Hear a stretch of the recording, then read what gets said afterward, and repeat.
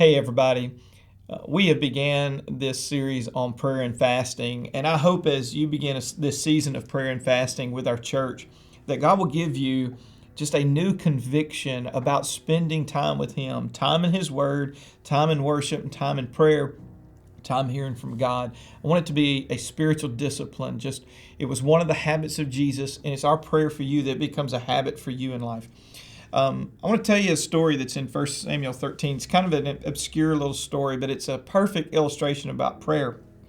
In 1 Samuel 13, this is before David became king. Saul is the king of Israel, and his son's name is Jonathan.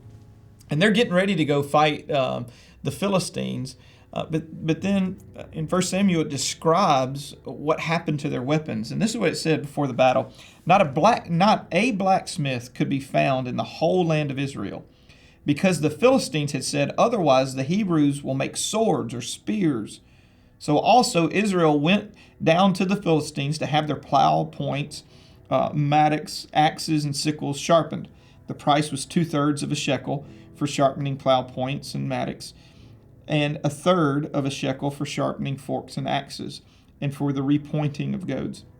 So watch this on verse 22. So on the day of battle, not a soldier with Saul and Jonathan had a sword or a spear in his hands. Only Saul and his son Jonathan had them. So I don't even know how this happened. It really doesn't give us much of an explanation. But there was no iron left in the entire nation of Israel. And when it got time to fight, they didn't really have any real weapons of warfare to fight with. Only King Saul and only his son had something to fight with, but the rest of them had pitchforks and they had clubs, but they didn't have spears and they didn't have swords. I would tell you this, the times that we're living in now, I don't know how it happened, but it has definitely happened, that the greatest weapon of our warfare has been eliminated from so many believers' lives. It's out of so many churches, and that is our weapon of prayer. So many of us are going through the biggest battles of our life, and we don't have enough prayer coverage in our life.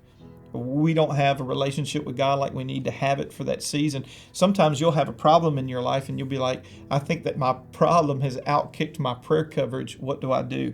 This is why we're in this season of fasting. And I want this to be the conviction of your life, to say every battle that I go in, every battle that my church goes in, I'm going to have this weapon of prayer in my hands to fight with. And we see this perfectly in the book of Luke.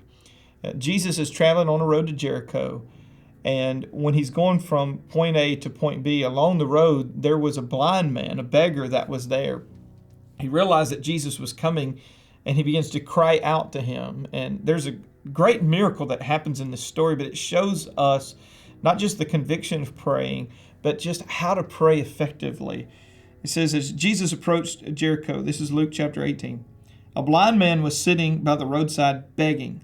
When he heard the crowd going by, he asked what was happening, and they told him, Jesus of Nazareth is passing by.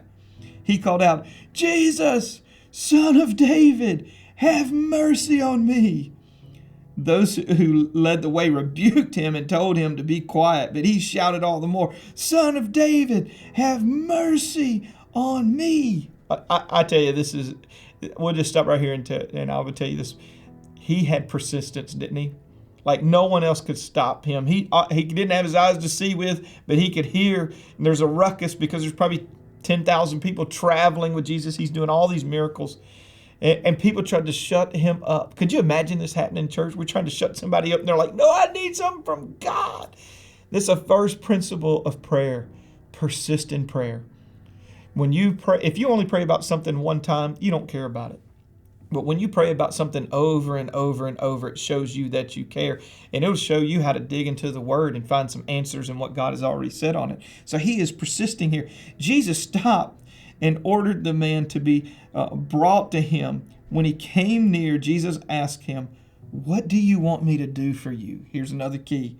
He said, Lord, I want to see. You see how specific that he is? Don't just be persistent in prayer, but be very specific in what you want. So many people pray vague prayers. They say, oh, God, bless our family today. Oh, God, let your favor be upon us. Well, what does that mean? Like if God blessed you or his favor was on you, you wouldn't even know if it was, because specific prayers get specific answers. So whatever it is that you need, write it down, be specific, tell friends about it, tell people in the church about it, tell your family about it, and pray specifically. Be precise in your praying. But I will tell you, one of the things that I love is just how passionate this guy is. You see his heart in his tone. Lord, have mercy on me. Do you see that? Pray with passion. When you pray, don't just engage your head. So many times I'm trying to think of the perfect things to say, but pray with passion inside of your heart. Pour your heart out to God. You can be praying with a lot of empty words, but you could pray with passion, right? And have few words, and they mean a whole lot. He didn't say a whole lot, but he got a whole lot from God. One time, me and my daughter Ashlyn, when she was 2 years old, we were in Walmart, and we walked down this aisle where there were some dolls there, and Ashlyn literally squeezed the hand of a doll. There was a little opening in the plastic, and she squeezed the hand, and the doll said, "Feed me." So Ashlyn squeezed it again, and it said, "Feed me." And so Ashlyn picks up this doll, and she said, "She needs to be fed." And I was like, "Oh, no, she doesn't need to be fed." And Ashlyn starts crying. She said, "Daddy, I want this."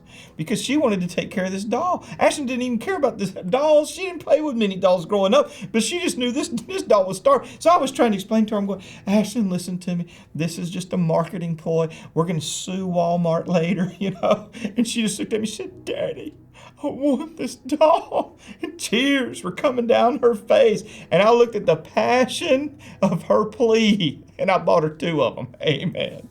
So pray with passion and watch what Jesus does. He says, I want to see. Jesus said to him, "Receive your sight. Your faith has healed you." Immediately he received his sight and followed Jesus, praising God. When all the people saw it, they also praised God. Have some conviction about your praying and pray with power like this blind beggar on the road. God bless you. You guys have a great week.